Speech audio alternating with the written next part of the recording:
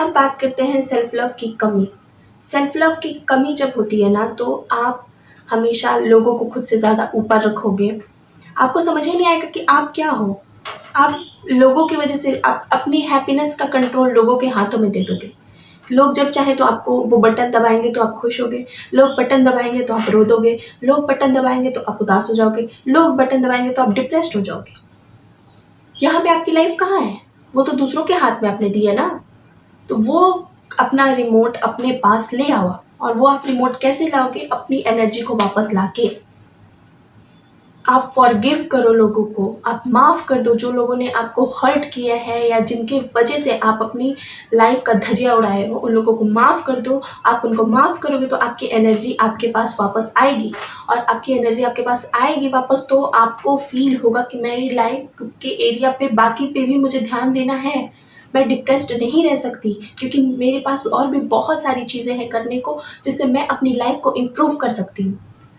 उस चीज़ों पे आप ध्यान दो कि आप कैसे अपनी लाइफ में अपने आप को और ग्रो करा सकते हो, उस पे आपका फोकस्ड होना चाहिए। तो आप जब कमी में होते हो ना सेल्फ लव के, तो ये सारी चीज़ें आपके दिमाग में आती तक नहीं है।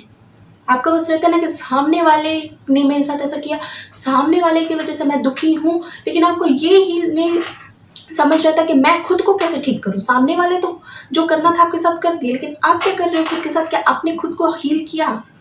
क्या आपने एक बार भी सोचा कि मुझे अपना ध्यान रखना है? तो ये सारी सेल्फ लव की कमी में आता है। आप लोगों ने आपको बोल दिया कि आप बुरे हो तो आप मान लिए कि मैं बुरा हूँ। लोगों ने आपको बोल दिया आप अच्छे हो तो मान लिया मैंने। आप क्यों भाई? आपको नहीं पता आप कैसे हो।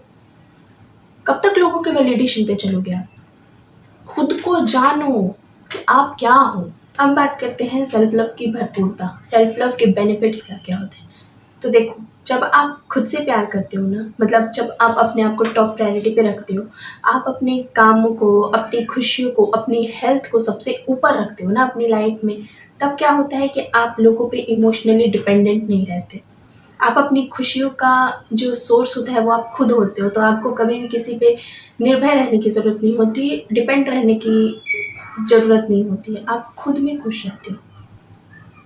आपको कभी भी इस चीज़ के लिए नहीं आपको सोचना पड़ता, आपको डिप्रेशन नहीं होता है, क्योंकि आप अपनी इमोशनल हेल्थ का चाबी किसी और के हाथ में नहीं दे देते, आपके पास होती है वो।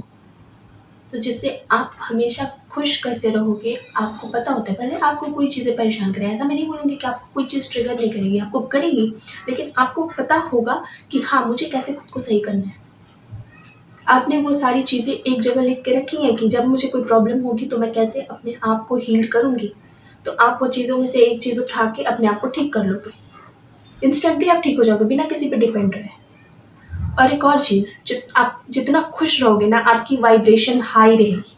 वाइब्रेशन हाई रहेगी ना, तो आप अपनी लाइफ में हर अच्छी चीज़ अट्रैक्ट करोगे। अगर आप किसी करियर को मैनिफेस्ट कर रहे हो और आप वो चीज़ें आपकी पूरी नहीं हो पा रही है क्योंकि आप एनर्जी लो है, वो आपके करियर की जो आपके गोल्स है उसकी एनर्जी हाई है, तो आपको हाई एनर्जी पे पहले खुद जाना पड़ेगा। जब एनर्जी सेम रहेगी तब आप मैनिफेस्ट कर पाओगे, अट्रैक्ट कर पाओगे अपनी लाइफ में वो चीज़ें।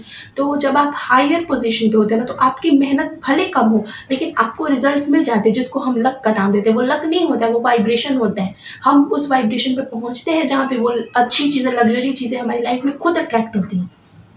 एक चुंबक होता है ना, वो हम चुंबक बन जाते हैं कि सारी अच्छी चीज़ें हमारी लाइफ में अट्रैक्ट होती हैं। देखो, तो ये सारी बातें हो गई कि सेल्फ लव के बेनिफिट। अब मैं आपको कोई टिप्स देती हूँ कि आप कैसे अपनी सेल्फ लव को इंक्रीज कर सकते हो। अगर आप अभी सेल्फ लव नहीं कर रहे हो या आप अभी स्टार्ट करना चाहते हो, तो मैं आपको 2-3 टिप्स दूंगी, वो आप आज से फॉलो करना शुरू कर दो। पहला चीज़ कि आप काउंट करो कि कितने ऐसे लोग हैं, कितने ऐसे लोग हैं जिनकी वजह से आप आज भी हर्ट फील करते हो। उनके नाम लिखो और फिर उसके बाद आप अपने माइंड में इस इंसान की शक्ल लाओ। उसके बाद आप उनको बोलो कि मैं आपको माफ़ करती हूँ, माफ़ करता हूँ। आज के बाद मैं आपको अपने सारे नेगेटिव इमोशन से रिलीज़ करता हूँ। बस आप आज से फ्री हो। बस आपको ये चीज़ें बोल के लेट को कर देनी है। इससे करने का बेनिफिट ये होगा कि आप अपने अंदर एक इमोशनल स्ट्रेंथ फील करोगे। वो इंसान, वो लोगों का इनडायरेक्टली भी आप पे जो कंट्रोल था कि आपको वो सैड कर सकते थे, आपको डिप्रेस्ड कर सकते, आपने वो कंट्रोल छीन लिया, तो आपकी एनर्जी वापस आ गई।